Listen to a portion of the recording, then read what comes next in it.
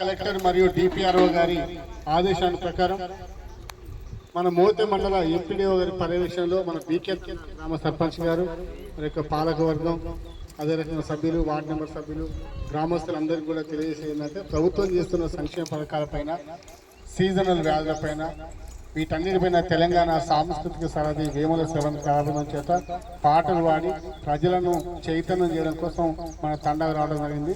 కార్యక్రమంలో భాగంగా ప్రియదర్శిని ఒక పాట.